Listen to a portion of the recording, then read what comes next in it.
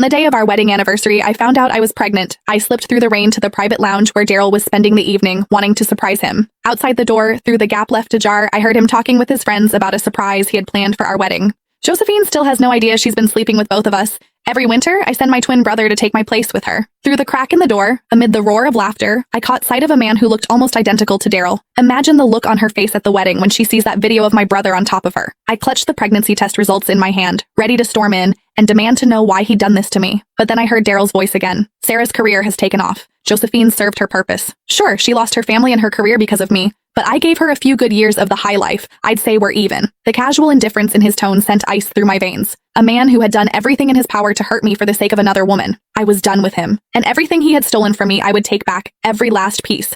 Inside the private lounge, the men kept egging each other on. Come on, Daryl, you've lost 3 rounds of dice in a row.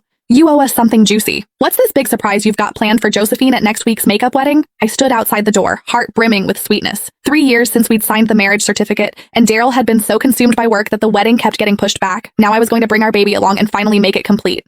Ha! Bro, Josephine is such a fool. She has absolutely no clue you've got an identical twin brother. What do you guys think? If she finds out at the wedding that the man keeping her warm every winter was actually me, and then she sees our little bedroom video, will she lose it right there on the spot? The laughter inside swelled even louder.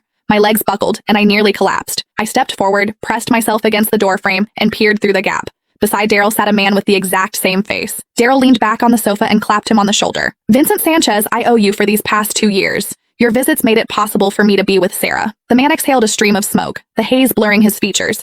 I don't get it, bro. Sarah was your college crush, so why'd you marry Josephine? Even in bed, she's boring as hell. I'm so sick of her. The men who usually greeted me with fawning smiles and called me Mrs. Sanchez were now leering and cracking vulgar jokes. I stood frozen, struck as if by lightning, unable to move, but the fury inside me burned hotter with every second. I drew a deep breath, gripped the door handle, and steeled myself to charge in and confront Daryl. Then the words from inside stopped me dead. I was only ever with her for Sarah's sake. At the sound of that name, my fingers tightened around the pregnancy report until the paper crumpled. There was a tenderness in Daryl's voice I had never once heard before. Sarah went abroad right after college to chase her dream of becoming a jewelry designer. By the time I wanted to go find her, she'd gotten married. Later, when the international jewelry design competition came around, Sarah was so anxious about Josephine entering the same contest that she couldn't sleep.